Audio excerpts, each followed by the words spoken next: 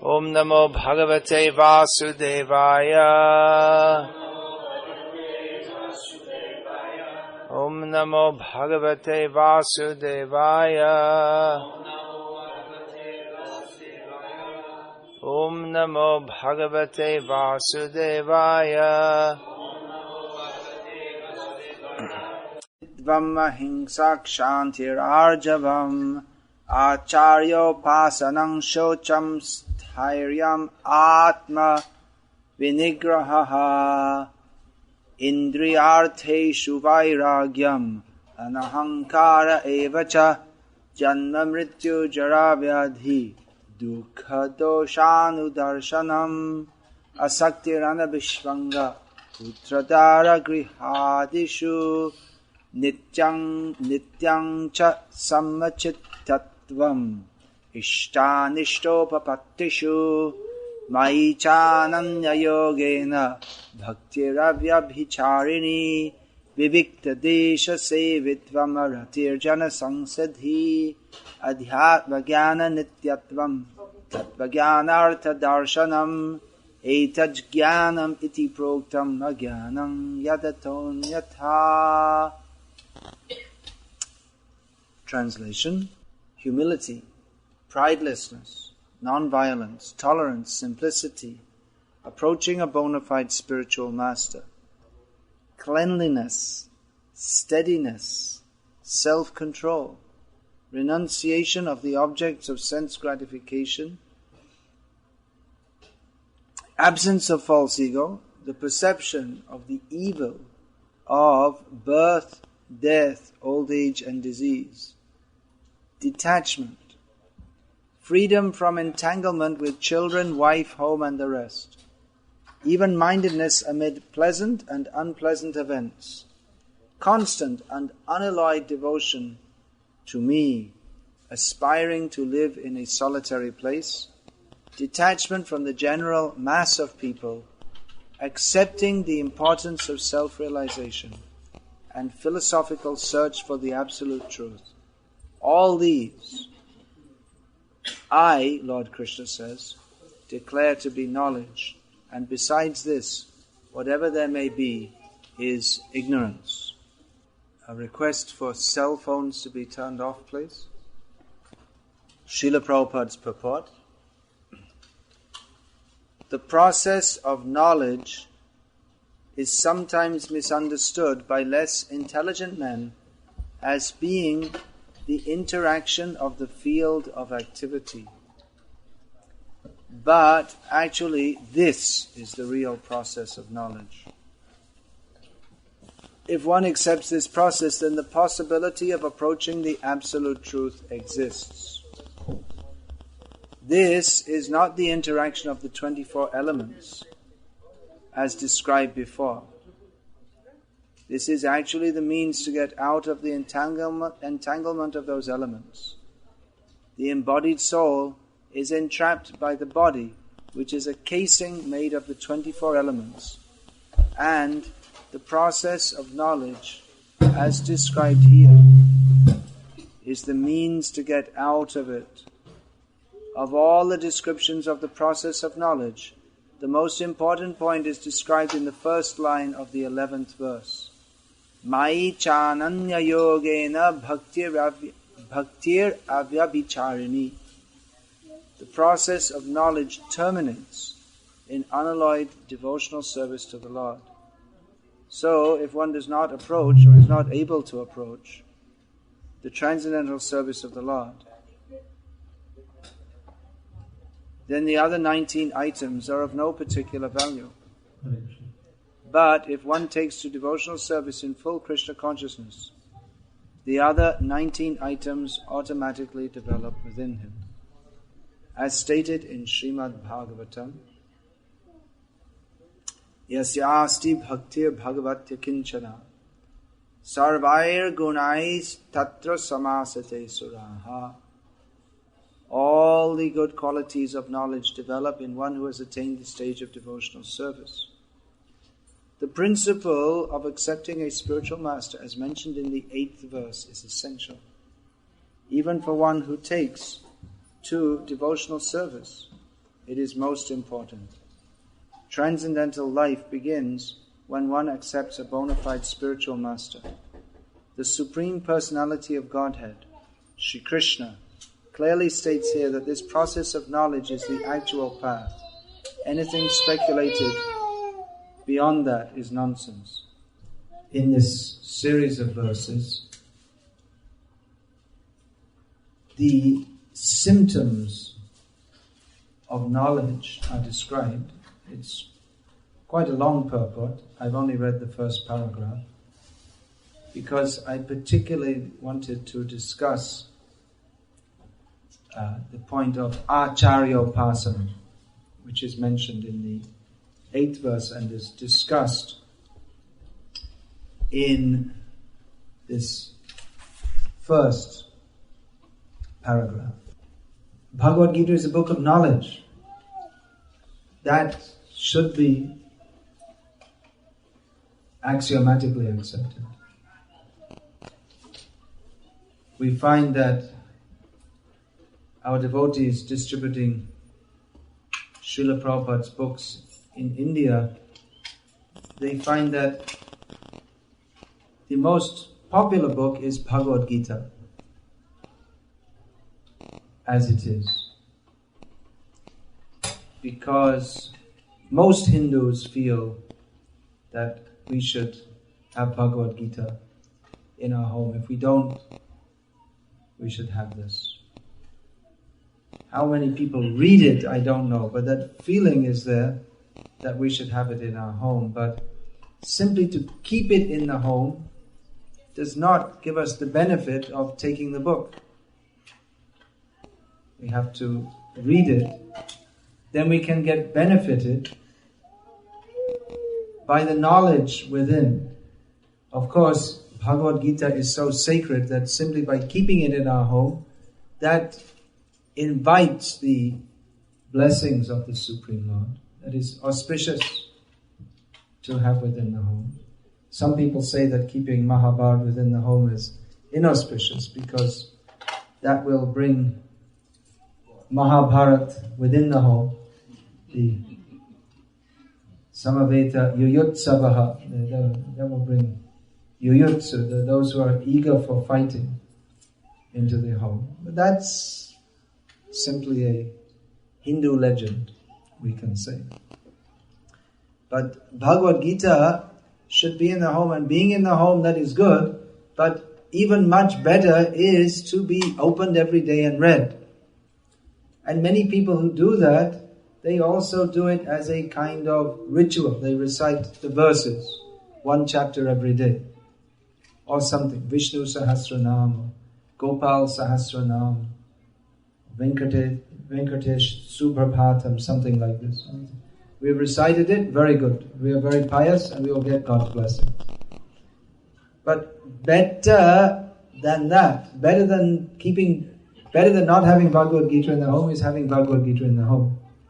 Better than simply keeping it in the home is to recite the verses. Better than reciting the verses is to read the translation and purport to understand what it means. And what's better than that? That's right, following what it says. Yeah, so as Srila Prabhupada said, he once put the question to his disciples, because as I hope you know, Srila Prabhupada very much stressed that his disciples should distribute his books. So one time he asked the devotees, a group of his disciples, then why are we stressing so much on this book distribution? Why? What is the reason? And then Prabhupada himself gave the answer, because we are giving knowledge to human society. Knowledge, the acquisition of knowledge, is the prerogative of human society. It is not possible in animal society to acquire transcendental knowledge. Srila Prabhupada several times gave the example that if we bring a group of dogs into the room and try to preach to them Bhagavad-gita, then they wouldn't get any actual benefit from that. Of course, hearing Bhagavad-gita is beneficial even if there's a dog present, but they can get some, what is called agyata sukriti, some kind of piety that will help them in a future life. But a human being can take advantage of this knowledge and apply it in his life and get the benediction of understanding this knowledge, which is, just as it's stated here, Janma Mrityu Jara Vyadhi Dukha Doshanu Darshanam. One should perceive, one item of knowledge is to perceive that birth, death, old age and disease are miserable, and therefore a human being on the basis of this knowledge can act in such a way that he can be liberated from birth and death and concomitant old age and disease. Now, here Acarya Upasanam is mentioned. Acharyavan Purusho Veda. One who has an Acharya, he knows. Who can know what is to be known? What is to be known is known as Veda, knowledge. What is that? Knowledge. Lord Krishna states in Bhagavad-gita that Vedaishcha sa veraham eva vedyaha. In all the Vedas, the subject, that which is to be known is Krishna.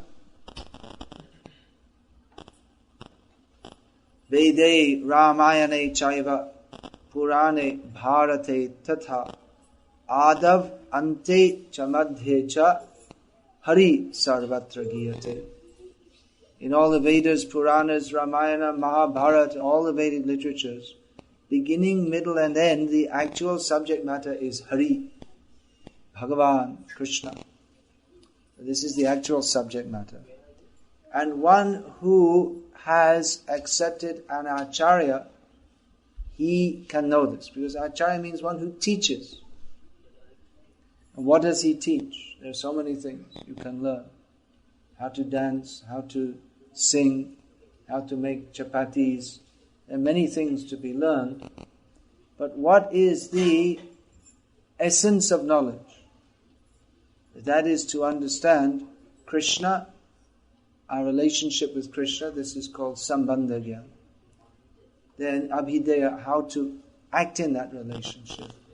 And Prayojan, what is our ultimate necessity of serving the Supreme Lord eternally in His eternal Dham, Golok Vrindavan. So this knowledge is to be imparted by an Acharya. Without accepting an Acharya, no one can understand Krishna. It is not possible. But one has to know who is the actual Acharya. There are many gurus. Guravo bahava santi.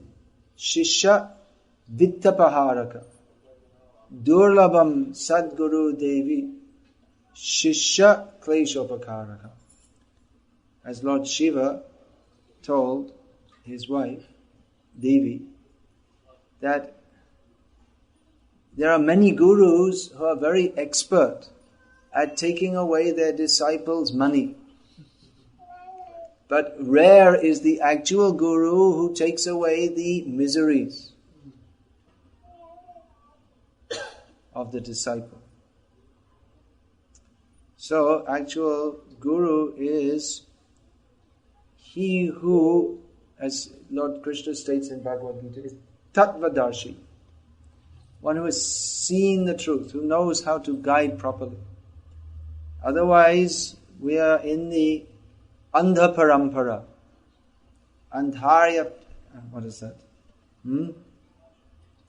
Andhaya Tanda Upaniyamanas. The blind following the blind.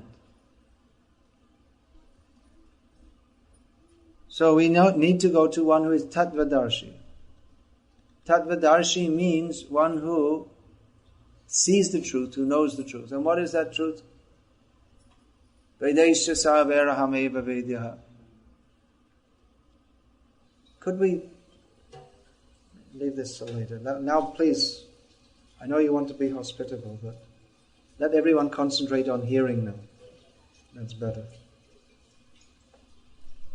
Hospitality later, please.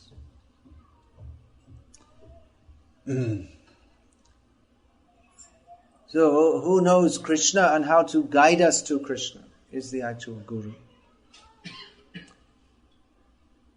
Now, we are all very fortunate here. I suppose you're all followers directly or aspiring to be followers of Srila Prabhupada. Is it? You're all connected with ISKCON, or are there any newcomers here, or all who are following the path given by Srila Prabhupada, following to a greater or lesser extent? Is it? All consider yourselves, yes. So, we're very fortunate to have come to the shelter of Srila Prabhupada's lotus feet. There are many gurus. There are many people who presume to instruct us. In India, there are so many gurus. And in the Western world also, there are many people who presume to instruct us. In traditional Indian society, if one was feeling some uncertainty or doubt, one would approach Guru. Guru, there are various gurus. The Guru begins with mother. So mother, father, or Diksha Guru or Mantra Guru is one who gives spiritual instruction. Divyam Jnanam Yato Dadyat. Diksha is the process by which transcendental knowledge is imparted. So Diksha Guru is meant for giving spiritual knowledge. Unfortunately, what has happened in India, the role of Guru has become, or had become, institutionalized along with the caste system. Just like we find in India, there is this phone can also be, is it required to instruct people how to come here? What is that? Okay. So this, just like in the caste system, potter's son becomes a potter. A goldsmith, Soni, his son becomes another goldsmith. Tailor's son becomes a tailor. Guru's son becomes a guru. That was the system. Kula Guru. And he has his fixed up clientele. That the Guru's disciple's son becomes the disciple of the Guru's son. This is called Bindu Parampara or Shukra Parampara. And it is subject to degradation. Because Guru is meant for imparting spiritual knowledge. And the disciple offers gifts to the Brahmanas and Gurus so that they can, without having to go to work or do anything else, they can dedicate their lives to patan, yajan. They can dedicate their lives to studying Shastra, teaching others Shastra, performing pujas and yagyas themselves and for others also. So, and also the Brahmanas' functions, pratigraha, they would accept gifts to purify others actually. and they didn't want to collect more than needed, so if they had more, then they would also give that away. But this system is subject to being misused, because it's a very nice life. You don't have to do any work, and people respect you and give you money. Of course, you're supposed to give you all your necessities. Of course, the brahmanas are supposed to be detached, but and to actually know Shastra. But in course of time, with the progress of Kali Yuga, it became very easy for the Brahmana caste to simply claim superiority over others on the basis of birth, which is not the main criteria.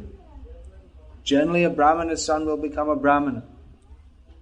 But Prabhupada often gave the example that a doctor's son has a better chance to become a doctor than others, but he still has to be trained and competent. Otherwise, someone says, I have to have brain surgery, and they say, well, that'll be $250,000. I don't have that much money. Well, someone says, well, I'll do it for you for only $2,000. You can do brain surgery. Say, well, my father was a brain surgeon. What about you? It's not that difficult. You just cut open someone's head and fiddle around a little bit. I saw my father do it so many times. It's not difficult. Anyone can do it. I mean, my father's a brain surgeon. Why do you doubt? I'm so famous brain surgeon.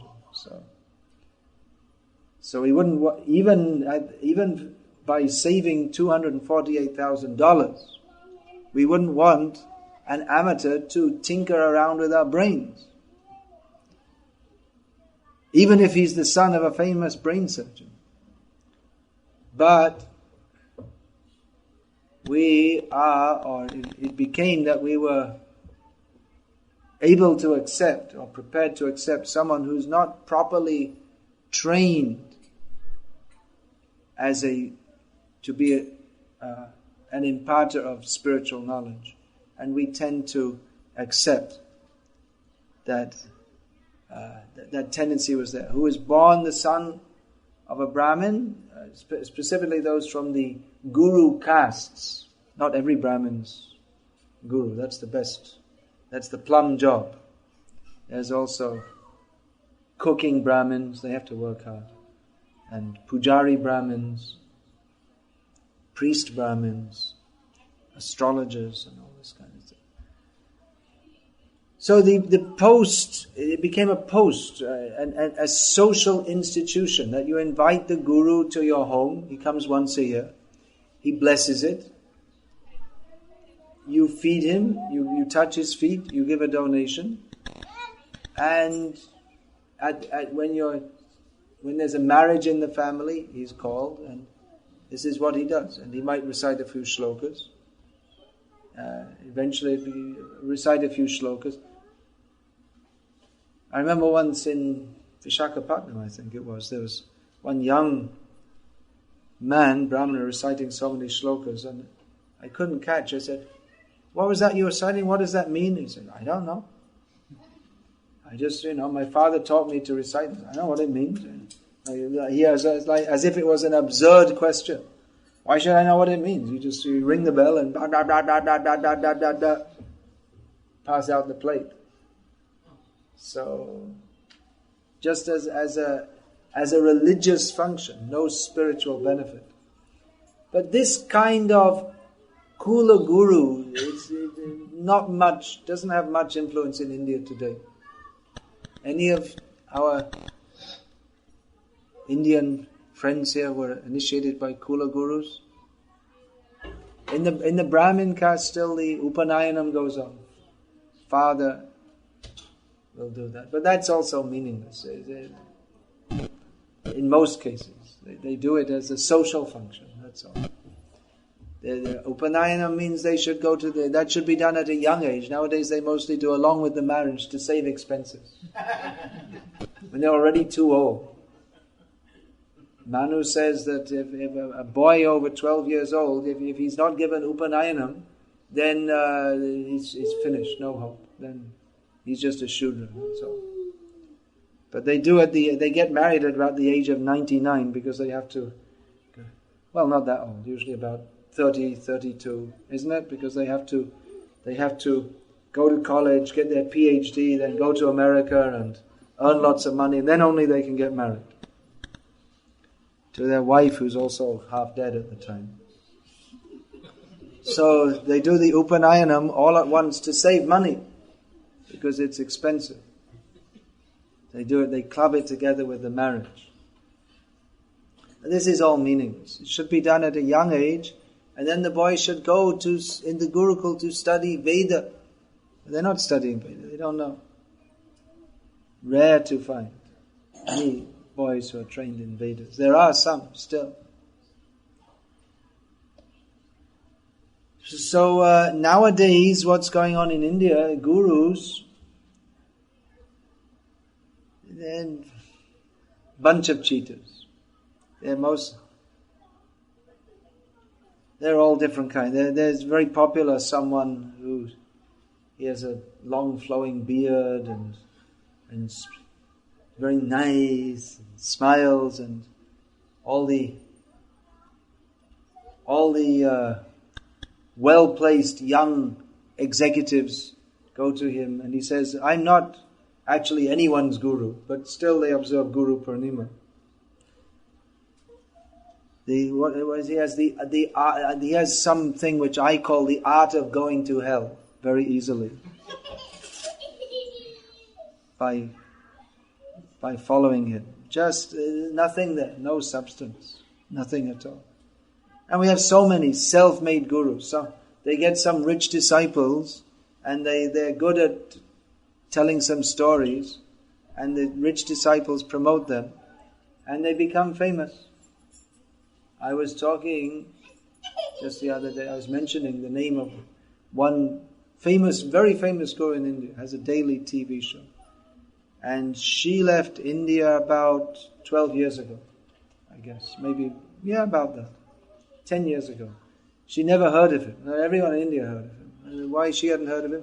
Because he's just come up with the TV promotion and all this kind of thing. So, Hinduism, as Srila Prabhupada said, is a hodgepodge of ideas, mostly under the influence of Mayavad. But in Hinduism, in what we can generally call Hinduism, it's difficult to define exactly what Hinduism means. Pandit Nehru said he defined a Hindu as the inhabitants of India who are not Muslim, Sikh, Christian, Parsi, Buddhist or Jain. But that wouldn't fit nowadays because there are so many overseas Hindus and converted Hindus, as they say. So within Hinduism, a major, we can say, there are so many different cults. Cults means forms of worship. The worship of the Vaishnava section is also very strong. The worship of, especially as Ram, Krishna, Narayana, and also in these forms of the Lord are worshipped, of Lord Vishnu, are worshipped throughout India, and especially in Andhra Pradesh, Lord Narasimha also. So that's one that we can say Vaishnavism is one of the main strains or cultures within Hinduism, although it all tends to merge, just like you'll find Vishnu temple and then side by side is, or in the same building as Shiva temple and all the gods. So Shaivism is also throughout India. Shakta Dharma, worship of Shakti, Durga Devi in her various forms. That's very widespread, and Ganesh worship throughout everyone, and especially in Maharashtra. The Ganesh worship is going on. And so many other gods. So many things. In Tulu Nadu especially, the southwest Karnataka, Tulu Nadu, not Tamil Nadu, Tulu Nadu, that's southwest Karnataka. The worship of snake, Naga puja is particularly strong there. So in Hindu there are so many different things, but Vaishnavism is we can say a major part of the Hindu culture. Now we're not talking about, ontologically, Vaishnavism means Jaiva Dharma, or the Dharma of the Jiva. Every Jiva is part and parcel of Krishna. Mamai Vangsho Jiva Loke, Jiva Bhuta Sanatanaha. But from the cultural or anthropological point of view, Vaishnavism can be considered part of, or a major part of the Hindu religion. And so, many persons who take to Krishna consciousness through ISKCON today, they have a background. Every Hindu knows, at least they've heard of Krishna. Although actually, one godbrother told me he met a young man in Bombay Hindu, he told me I'm a Hindu, and he never heard of Krishna, he said. It's a little difficult to believe, but it's not impossible. Or even they may have heard, but they really don't know anything. And if they know anything, it's most likely from Mahabharat TV serial. And that's about all. So, anyway, many people in India have some idea about Krishna to a greater or lesser extent. Most Hindus, even today, would you say that they know that Krishna is the speaker of the Bhagavad-gita? Probably. Probably in Bombay University they don't know, but the kids there. But most, they some idea is there. Something is there. And many are still following quite strongly. Just like in Bombay every day, the people come on the local trains from Karjat and so many outlying places, and they do kirtan on the train because they have a long journey. And still that's going on. You can hear that. And so many, in Maharashtra, the Dindi, and in Bengal there are so many kirtan sampradayas, and Ram Navami is still a major, Janmashtami, these are all still major festivals. So Krishna consciousness is there in Hindu culture, we can say. It's a major part. Most people have some idea, and some more idea. And there are many misconceptions also. Just like in Bengal and Orissa, many people even now love to do kirtan and chant the Hare Krishna mantra and some other concocted mantras also, which have the names of Nitai Gaur and Radhe Shyam, for instance. But they also eat fish, which always struck me as very strange, how people who are supposed to be followers of Chaitanya Mahaprabhu eat fish. But there you are, it's a common part of the Vaishnav culture, supposed Vaishnav culture in Bengal and Orissa. And then in Gujarat we have a sampradaya who are quite prominent, who claim to be Vaishnavas, but they say that their founder is actually Krishna himself, Swami Narayan. And they presume that he is Krishna, although there's no Shastric evidence whatsoever. I asked one of them once, what's the Shastric evidence? And he said that the word Sahajanan, Swami Narayan's original name, Sahajanan Swami. Well, this word Sahajanan appears in one of the Puranas.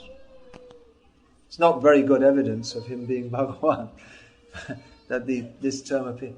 In Bangladesh once, I asked one man, who was actually very intelligent materially. He was previously the permanent financial advisor to the government of Pakistan before Pakistan became segregated into Pakistan and Bangladesh. So he's very intelligent materially, but he believed that as many other people from that particular area in which he lived, he believed that a certain person by the name of Jagat Bandhu was an incarnation of Krishna. So I asked him, what's the Shastra Praman? And he didn't have any answer, but then sometime later when I saw him, he said, well, the name Jagat Bandhu you'll find in Vishnu Sahasranam. I said, well, so there's thousands of boys with the names Gopal in Bangladesh. Does that mean they're all Gopal? They're all Krishna directly? So there are many misconceptions of what is bhakti, what is Vaishnavism. It's even become very materially profitable to sing bhajans. There are so many famous bhajan singers. There's one, Mr. Anup, who became famous through ISKCON actually. He has a very good voice and he sings very nicely and became very popular. And there's TV serials, like I was saying, TV Mahabharata, Vishnu Purana and all this kind of thing. But we should know that these commercially produced TV programs and bhajans, we should understand that the main reason they've been produced is not for bhakti, but for commercial gain. That they sound people are pious, they like to hear something about Krishna. And there's a nice bhajan cassette and it sounds very nice. And that's right. So we can have musical entertainment and the blessings of God at the same time. But actually we don't get the proper blessings of God, which is Shuddha Bhakti or surrender to Krishna. The Atma Samarpan Bhav, the feeling that I should surrender to Krishna. We can never, even in 1,000,000 years, get from hearing such a bhajan cassette. Because the person, they may be singing, Hey Bhagavan, Aapke charan mein Atma Samarpan karta hu, or something like this. But they're actually thinking, well, I should make a good profit out of this. I'll become famous and rich.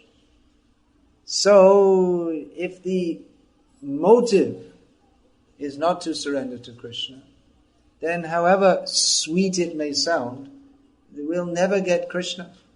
Because Krishna is not manifest through such persons. Or we may go to some temple of some upper sampradaya, like the wrong sampradaya. It's a very beautiful temple, but the wrong, nice building, but wrong idea. And therefore, even though it may seem very nice, and even the people may be very saintly in their behavior, very moral and very nicely behaved, but if they do not understand who is Krishna through the parampara system, if they are not tattvadarshi, if they have not seen the truth, if they do not understand Bhagavad-gita as it is, if they're not tattvadarshi, then they're also andha, blind. So again it becomes andha paramparanyaya. And the principle of following a blind parampara. Now, mostly people have millions of misunderstandings about what spiritual life is. And generally they think that a sadhu means one who's very nice, smiles a lot, gives blessings, and if he can sing very nicely with a harmonium, that's also very good. many people were surprised and even many protested to Srila Prabhupada that why are you so nasty and strong? Because Prabhupada would regularly preach or state that most people in the modern age are simply like hogs, dogs, camels and asses. And people would become offended. And Prabhupada would say, I'm simply repeating what is in Shastra. This is Namang Dushkritino Murha Prapadyante Naradhamaha Maya Pahita Jnana Asurang Bhavamashritaha. Dushkriti, rascals. Prabhupada translates this as rascals. Impious, wrongly behaved persons. There are four categories. Foolish, lowest among men, apparently very educated, MSc, PhD, but fools. They don't know what is the actual knowledge. Their head is filled up with all kinds of information which has no relevance to their actual well-being. And asurang bhavamashrita, those who are fully taken shelter of the mood of rejecting Krishna. So this is the fact that if we don't know Krishna, if we're not surrendered to Krishna by the parampara system, then our life is completely spoiled and useless. And we're rascals. What does that mean, surrender to Krishna by the parampara system? That means anyabhilashita shunyam jnana karmadhyana vritamanu Krishna anushilanam bhakti ruttama. To give up all kinds of prospects of thinking how I shall be happy in this material world, and even to give up the idea that I shall be happy by being liberated from this material world, and only to think how to satisfy Krishna in all respects, in all times and all circumstances. This is what the parampara of pure devotees teach. It is quite different to the entertainment parampara, that we shall call Krishna onto a stage, he shall dance for us, and we shall give him a clap and send him away and drink some cocktails with our friends. I went to the temple and there was a nice drama. I enjoyed it very much. Therefore it was very good. We judge everything by how I enjoy. But the Acaryas who are Tattvadarshi, they're not blind like us. They teach us how to see as we should see with the eyes of knowledge, understanding that I am the eternal servant of Krishna. At present we're in contaminated consciousness by which everything we see, touch, taste, smell, feel, hear and conceive of, we consider it something to be enjoyed by myself.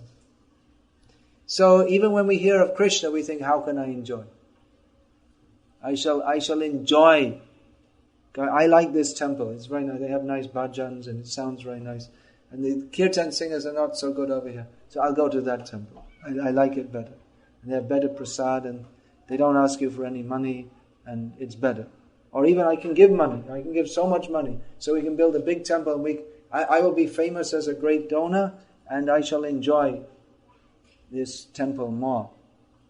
So this enjoying mood, we can never understand Krishna. But mostly what goes on in the name of religion is that they very nice and well-behaved and talking very sweetly and flattering. The sadhu flatters the persons and they oh, you're a very great sadhu, oh, you're a very pious person. And in this way, they flatter each other and everyone feels very nice and everyone goes on completely materialistic and considering themselves great devotees and no one ever surrenders to Krishna. It's all cheating. So this is a short summary of some of the goings on in Hindu society. And in the Western world, because people in general, they don't have faith in religious leaders, therefore they've invented, instead of going to the priest or the guru for advice, nowadays people go to the psychologist who tells you this or that. And people, or they go to astrologers, crystal ball gazers, New Age, and so on. So this is also misleading, because they're also not tattvadarshi. They don't know what is the purpose of life or how to attain it. I was just looking in some book, I happened to be in someone's house where he was studying for a psychology PhD, so I had a look at some of his books, and they had transcripts of what are they called? Psychotherapeutic sessions. So the woman the patient lady was saying that, well, I'm so upset with my husband, and so the psychologist says that, well, why don't you just divorce him? You say, no, well, actually, I quite like him, and I can't, I feel dependent upon him, and I feel obliged to him. They say, but you're not happy, so you should just divorce him. And she didn't want to do that, but at the end of the session, she agreed, okay, I'll divorce him. This is the psychologist. They're trying to help, but it's based on the idea how you should be happy, That never mind your children and husband and social duty, that you should be happy. So if you feel more happy, that you should do whatever is required to be happy. And no reference to Shastra. What is Shastra? They don't have any knowledge of or interest in or faith in Shastra. So like this, so many people giving advice. Now, I'm mentioning all these things. In the beginning, the verse we read, Acarya Upasanam. So what's the connection? How we should worship the Acarya. What is the connection between all this? Now, Prabhupada came and he gave us this transcendental knowledge. He gave us these books. He spoke incessantly. Prabhupada was always speaking the philosophy of the Absolute Truth. There's so many lectures of Prabhupada recorded, so many conversations. Day and night, literally, Prabhupada was distributing Tattva Gyan. Bhagavad Tattva Vijnanam Muktir Sang... What is that? Muktir Sangasya Jat. I'm really down because I say that verse almost every day. The scientific knowledge of the personality of Godhead, by which one can be delivered from all material attachments and conceptions that bind us in this material world. Prabhupada is constantly speaking this. In the morning, he would give class. In the day, he would meet people, speak Krishna Katha. In the evening, again, he would speak. And then at night, when everyone was sleeping, Prabhupada would be dictating his books. So practically all the time, Prabhupada was distributing this transcendental knowledge. And very clear. Not, well, maybe, whatever you think, what do you like? But very clear. This is Krishna. This is surrender to Krishna. Our duty is to surrender to Krishna. Very clear. Completely based on Shastra. Completely based on the Parampara system.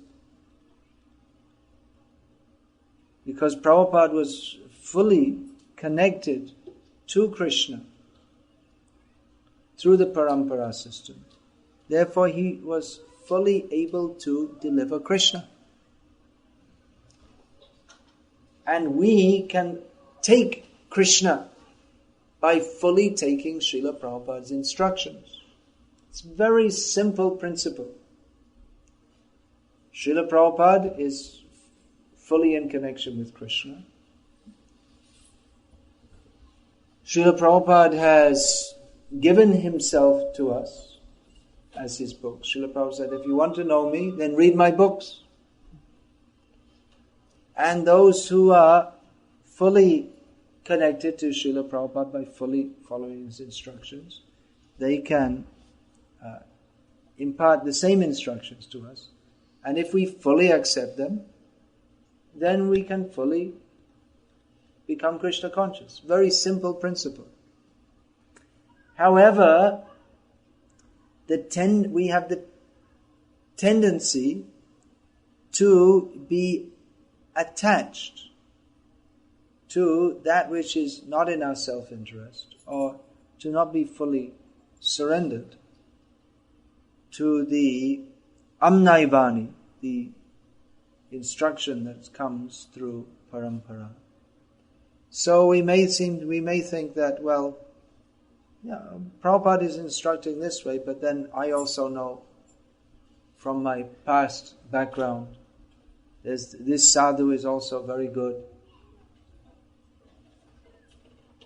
Or it may be that we think that, well, Prabhupada, he was teaching all these things, but we're in the Western world, and Prabhupada, we may think like this, he didn't really understand it fully, so better we can mix what Prabhupada said with some psychological teachings or something like this, and that will be very good, because if we get psychologically sorted out, then we'll have a clear understanding, and then we can practice Krishna consciousness better. That's a good idea, isn't it? Isn't that a good idea? I have so many anxieties, and depression, and this and that. So let me go to a psychologist, and then psychologists will help me, and then I'll be clear-headed enough to understand everything Prabhupada says. It's a good idea, isn't it? No, it's nonsense. The psychologist can't help us at all. He's also suffering from the same disease of lack of knowledge of Krishna, which is the cause of all our problems. They can't help. They only have their different theories.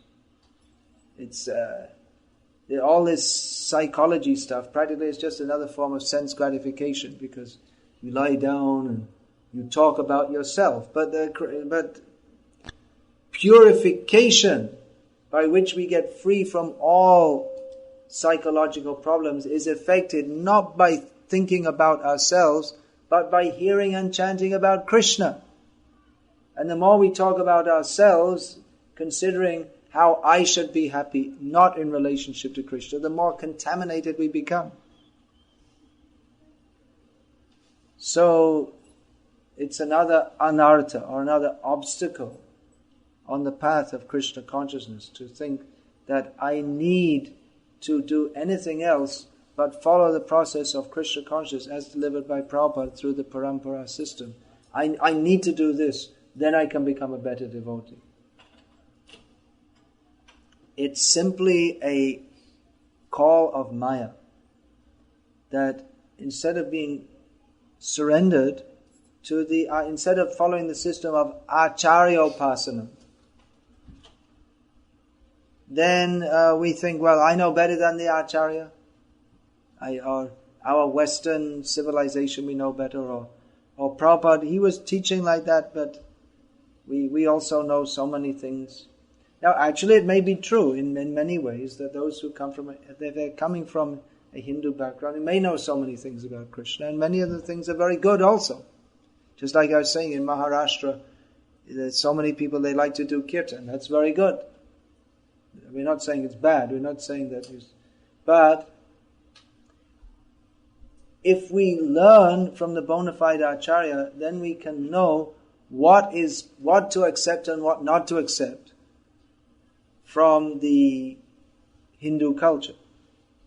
Just like so many people who perform kirtan, they come in the train and they perform kirtan. That's very good.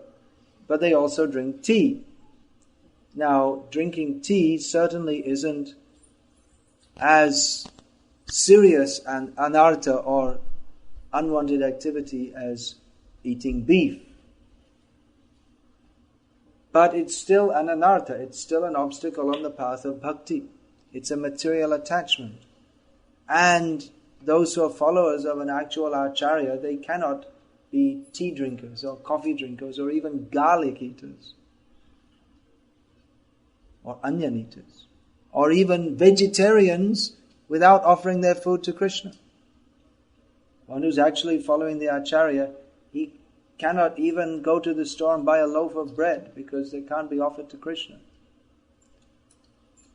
I mean, you can theoretically offer it to Krishna, but Krishna, he doesn't like to take. Krishna likes to take that which is cooked and offered with love by his devotees. So to follow the Acarya means a high standard of commitment, but that standard of commitment is that which is required to go to Krishna. Therefore, those who desire to go to Krishna will follow that. It's easier to not follow the Acarya, but that take it easy means we have to take it easy or not very easy in 8,400,000 species of life.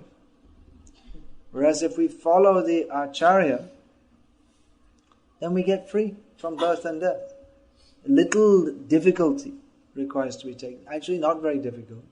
But because in Kali Yuga we're so poor in any austerity, we think that, I can't eat bread from the store. Too much. And so for a little attachment, to a little comfort or easiness, then we place obstacles on the path of our advancement in Krishna consciousness.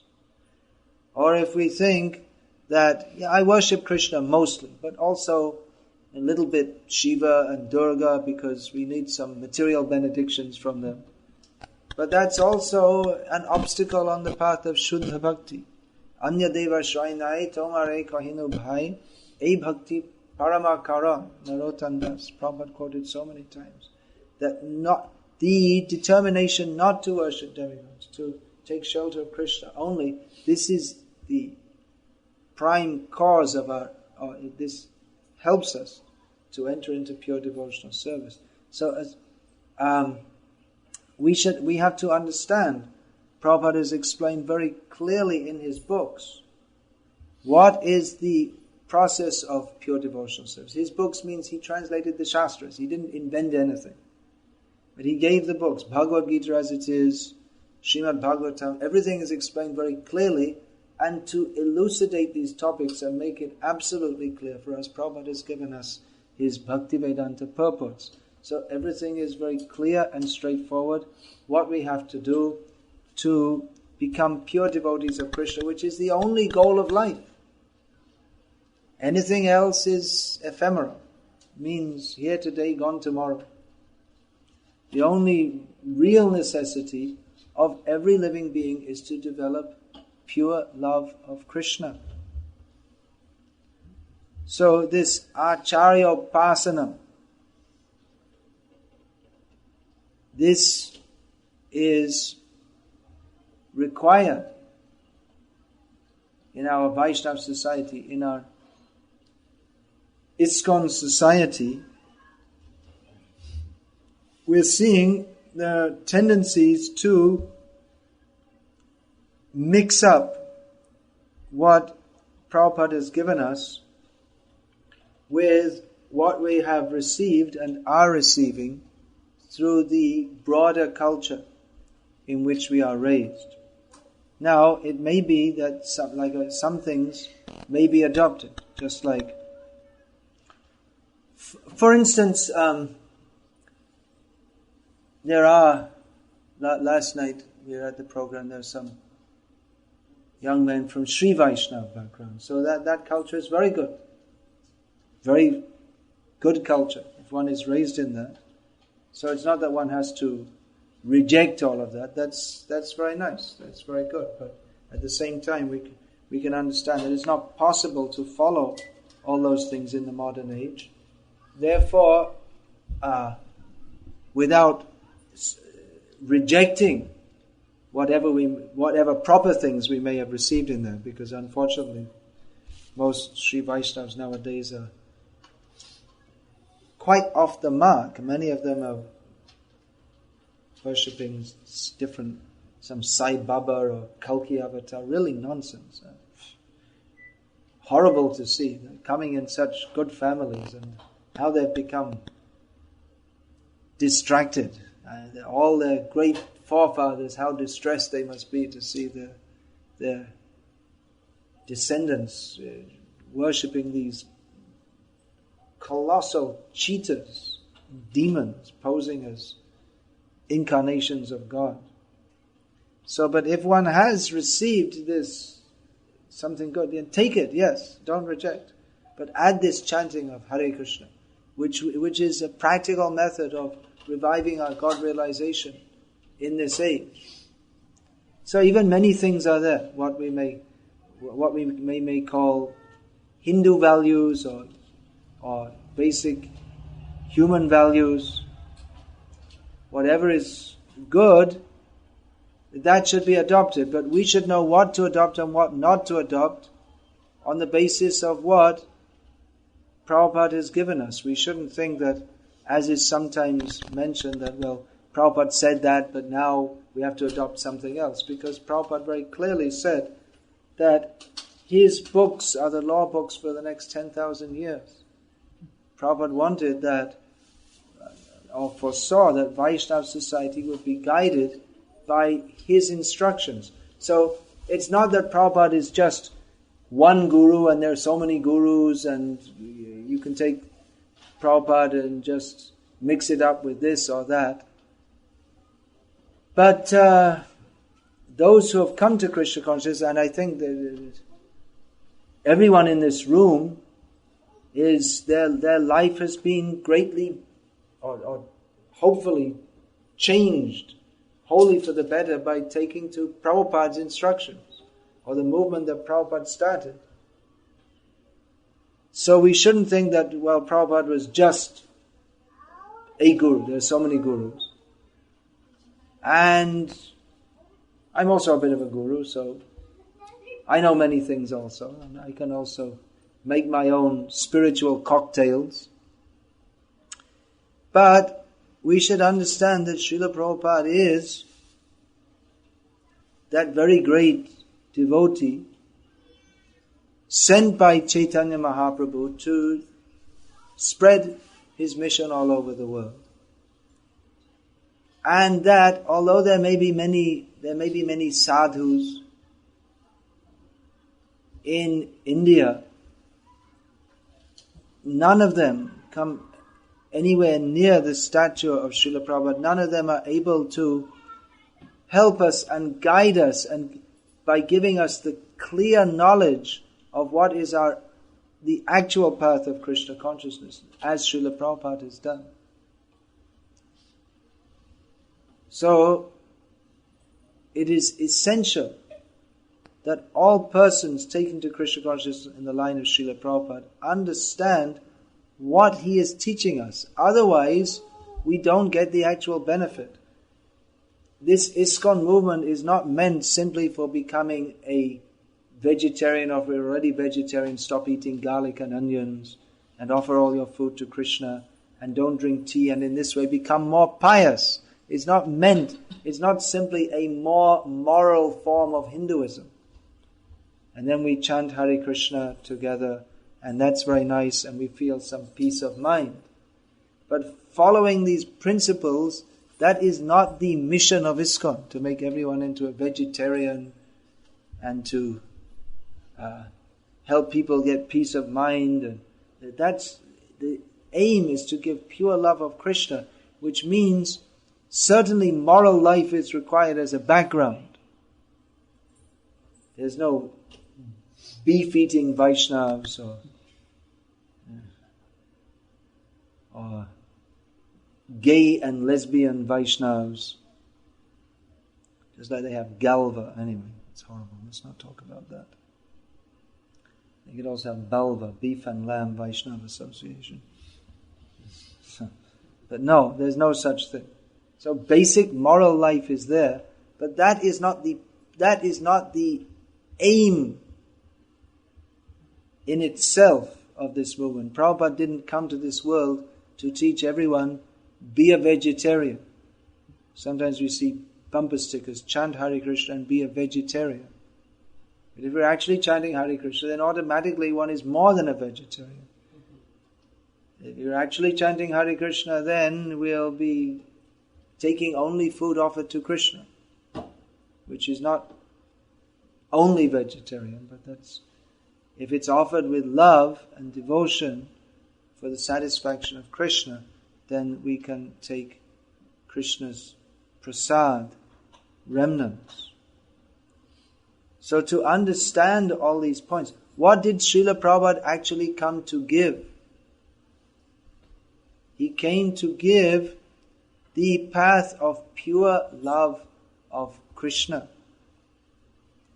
which is beyond all mundane conceptions, including Krishna consciousness as conceived of as a cultural expression of Hinduism, mundane religion. We worship Krishna and Krishna blesses us and we have a nice family life and we like to hear about Krishna and this is Krishna consciousness. All right, that's good. But more than that is to understand that yes, by the grace of Krishna, we can have peaceful family life with Krishna in the center. But that also is not the goal. We have to understand that we have to leave this body. So actual nice family life is to train all the family members that our eternal relationship is there as servants of Krishna. In an actual Vaishnava family, who is that? One of the disciples of Bhaktisiddhanta Saraswati Thakur, one of the leading disciples. He took to Krishna consciousness under the direction of Srila Bhaktisiddhanta Saraswati Thakur. Very rigidly. Bhaktisiddhanta Saraswati Thakur's order was that those householder disciples living in any town where there's a mutt, then in the evening they come to the temple, to the mutt, and engage in full Shravanam Kirtanam, and only when the temple is closed in the evening, then they go home. So that they would have a full program of Krishna consciousness. So this disciple, apart from working all day as a professor, he would come in the evening, engage in all the mart activities of hearing and chanting, hearing the lecture, joining in the kirtan. Then he would do seva, cleaning and all this kind of thing. Well, actually he was mostly doing writing and proofreading. And then, because he had a vow to chant 64 rounds a day, he would chant until very late at night and then come home after midnight. So his family hardly saw him, they weren't very happy. But he thought, now I have my duty to my Guru Maharaj. So his family members, they weren't very happy. But eventually they all became convinced also. And they also took initiation from Bhaktisiddhanta Saraswati Thakur. At which point he stopped treating his sons as sons, and he also called them Prabhu, because he thought, now they're my godbrothers. He thought that our eternal relationship is at the shelter of our Guru Maharaj's lotus feet. So I should treat them like that. That's a very advanced outlook, isn't it? So we may not exactly, well, especially if the sons are grown up, that may be more possible. If you have young children, you have to train them. But the attitude cultivated within the home, manasa deho geho jo kitchuma apilun tua pade nanda Krishna, that everything in the home, our mind, our bodies, our homes, everything, is only meant for the service of Krishna. Not that we keep Krishna in one corner or in one small room in one corner, and then the main room there's a huge TV screen and we sit and watch various things on TV. Even it might be the Vishnu Purana from the TV, but sense gratification.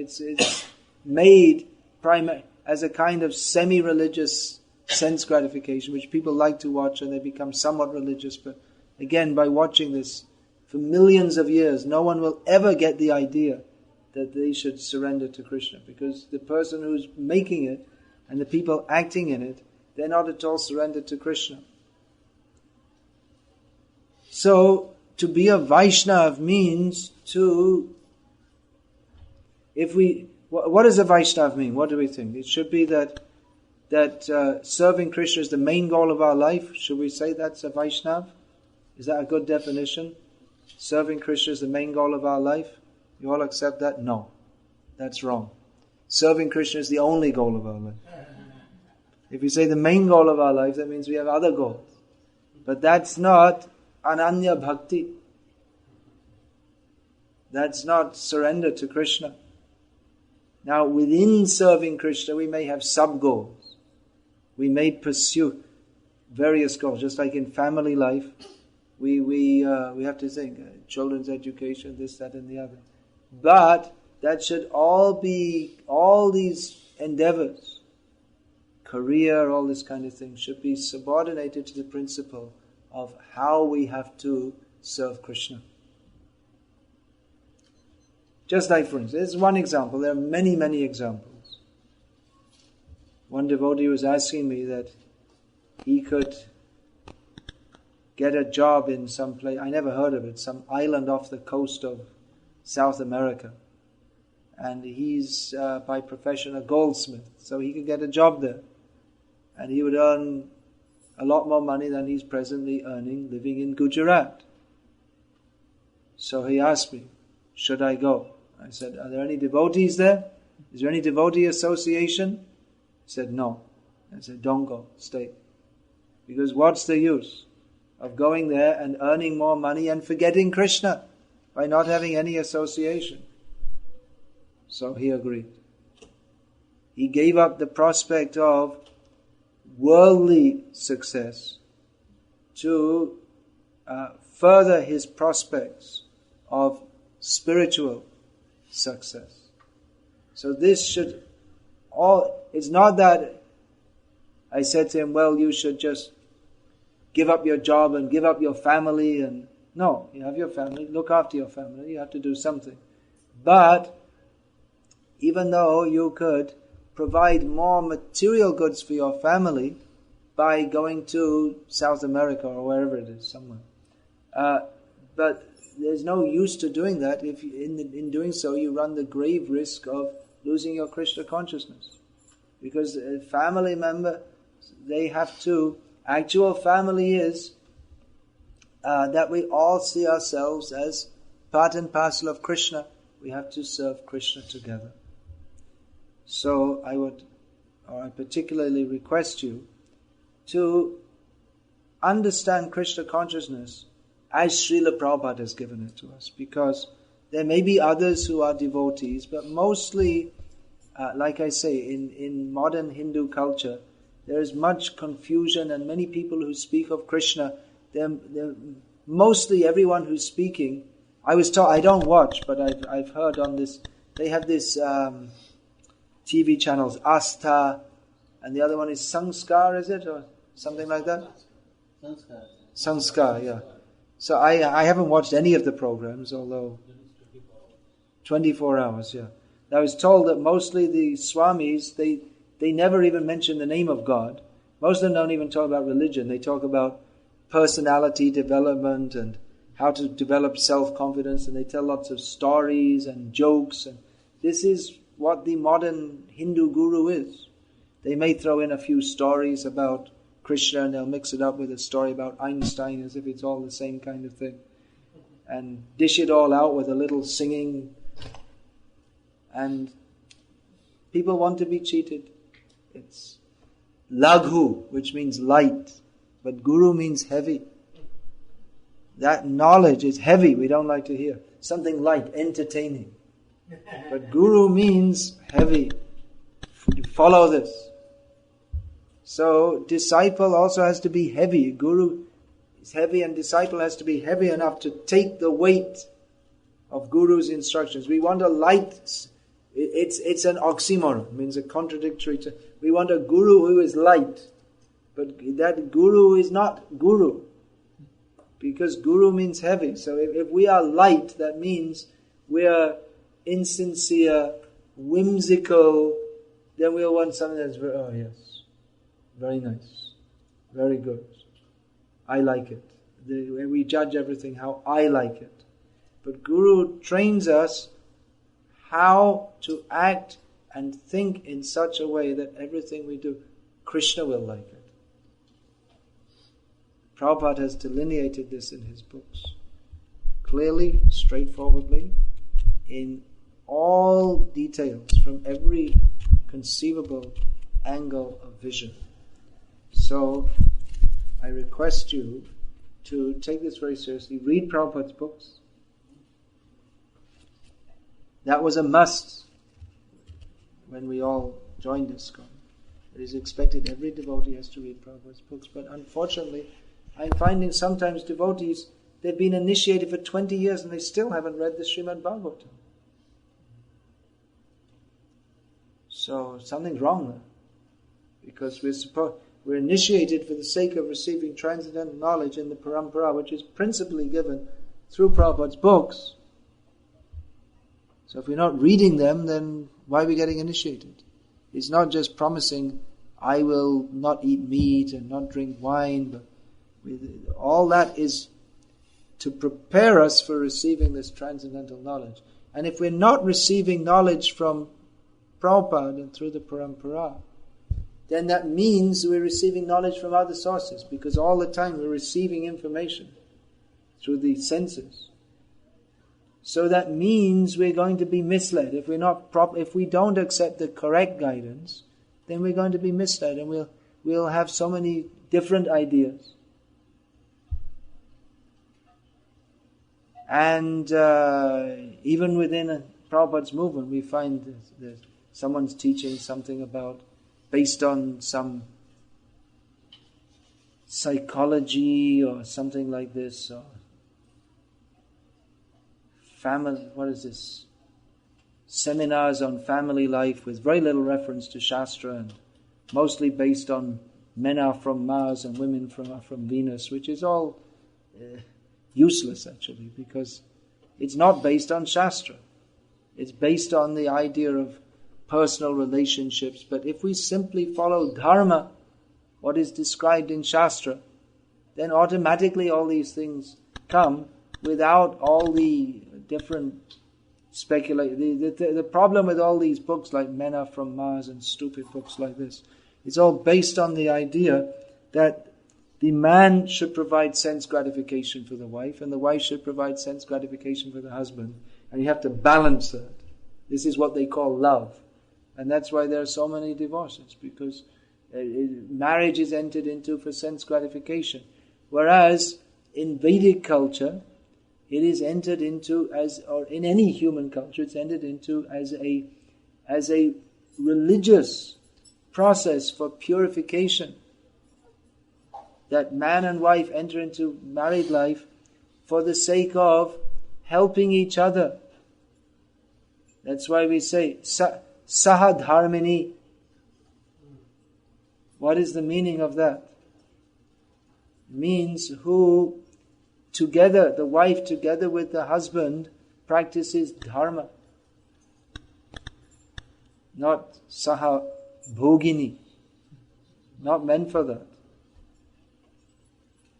Saha Bhoga Vilasini. No, it's not meant for that. Saha Dharmini. So please read Prabhupada's books, listen to his lectures, and understand his position. He's not just another guru. There are so many gurus. Sanskar channel, there's 24-hour gurus. All laghu, halka. Nothing. They have nothing of any value to give. They're all simply self-promoting. Just see the difference between Prabhupada and so many gurus came to the West and attempted to make themselves famous, isn't it? But Prabhupada made Krishna famous all over the world. That is the difference. Prabhupada was promoting Krishna. He was never promoting himself. As a child growing up in England, I'd never heard of Krishna because no one in the Western countries, no one knew. Prabhupada made Hare Krishna famous. Now everyone knows. At least they know, they've heard. What is that? So we should appreciate that. Prabhupada is a pure devotee. He had no personal motive. Even for Prabhupada, even his own, as a pure devotee, he could have remained in Vrindavan. He would have been very happy. But he came out of Vrindavan to give Vrindavan to us, to the whole world. And even that Hindu culture actually at that time was going down more and more. I remember traveling as a young brahmachari in India in the 1970s. And mostly these students were very disrespectful because they thought, what is all this? We're not interested, we want science. Nowadays we can say there's a Hindu revival. But that has come because the Hindus they've gained faith in their own culture, seeing how seriously the followers of Srila Prabhupada are practicing Krishna Bhakti. Then they gain faith that these people are so serious. They're taking it up so seriously. So we're all here by Prabhupada's mercy, actually. Is it or is it not? Yes. So we should take that mercy. Prabhupada has given it. He worked so hard, even after all day preaching. At night he would go on preaching, giving these books. So let us take the mercy of Prabhupada, which he's left behind in the form of these books, and read them again and again, and follow them. That is my request to you and to all the members of our Krishna conscious movement. Let us stick very focusedly on the principle of pure devotional service. That is the essence, that is the sweet nectar, that is the actual nectar for which we are always anxious. And this kind of watered down, little bit of Krishna, little bit of something else, that can never satisfy ourselves.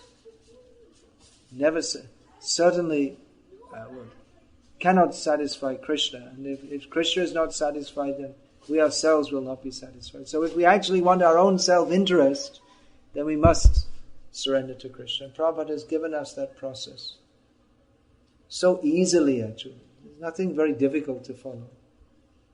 We just have to be a little strict, a little serious, take it very seriously, and we can get the full mercy of Srila Prabhupada, become pure devotees, and go to that place from whence he has come to take us back to mainly Golok Vrindavan, the land of pure devotional service to Krishna.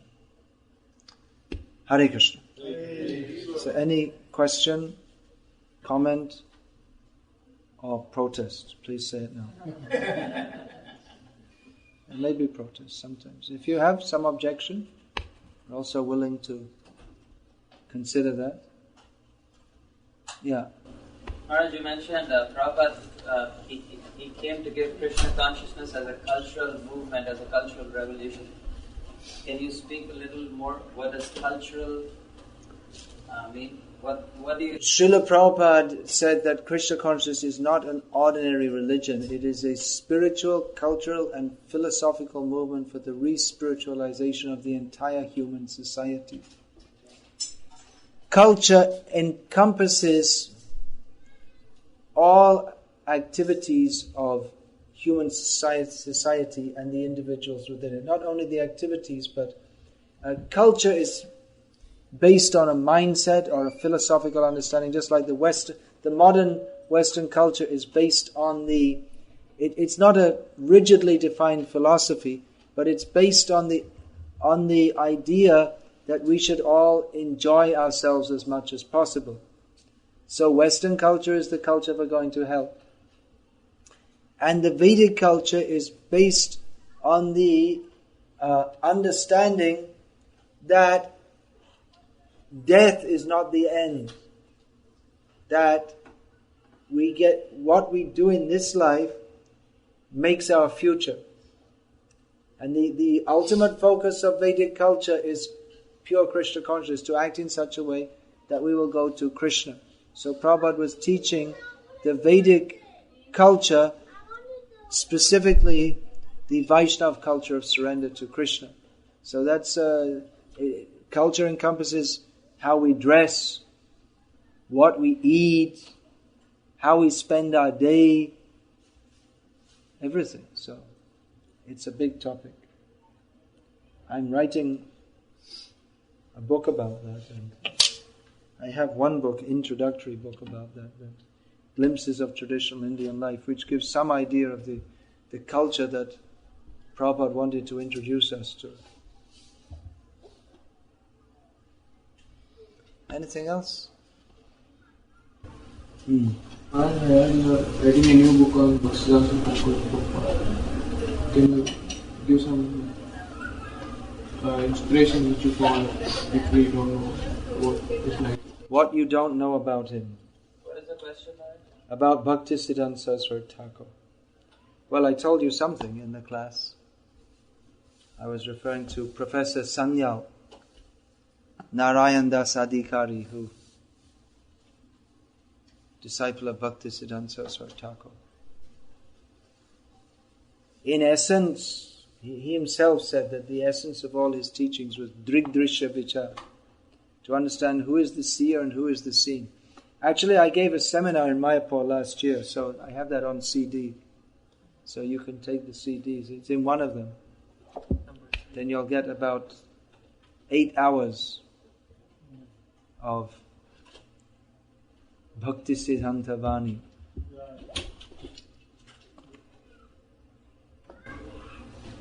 Well, if you have a few minutes, since you talked about so much about Vaishnavas, maybe a little bit more glimpse about how Bhaktisiddhanta Prabhupada had this wonderful discussion about Brahmanas and Vaishnavas. Brahmanas and Vaishnavas.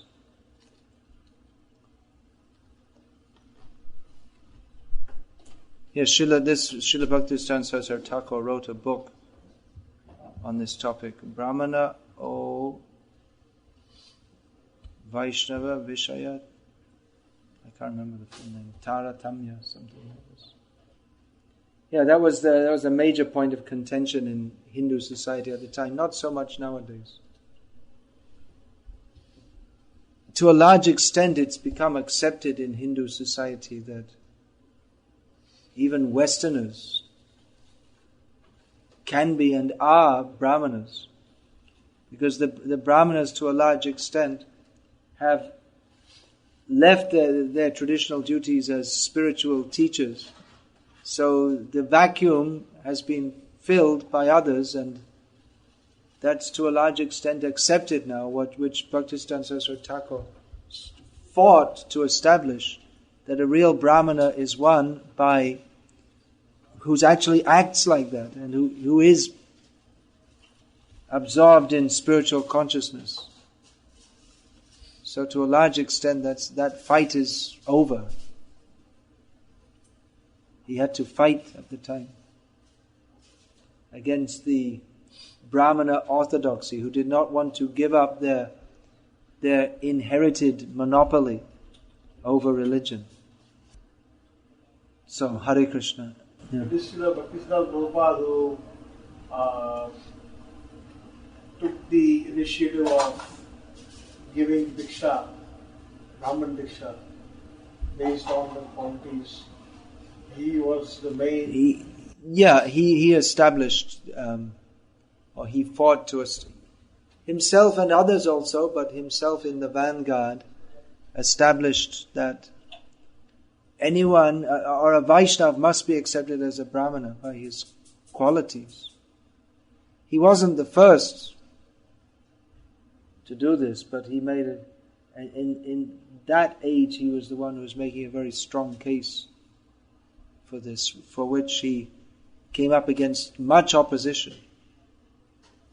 Attempts to kill him.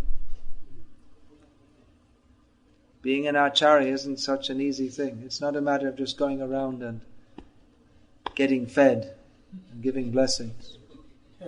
But actual Acharya has to speak the truth. Even others want to kill him for doing so. We see that also. Ramanujacharya, same thing. They wanted to kill him. Not Muslims, Hindus. The Shaiva king wanted to kill him, and so they caught his cousin. They didn't kill him, they took his eyes out to punish him for not accepting Shiva as supreme. And Kuresh, he said, thank you very much. Now I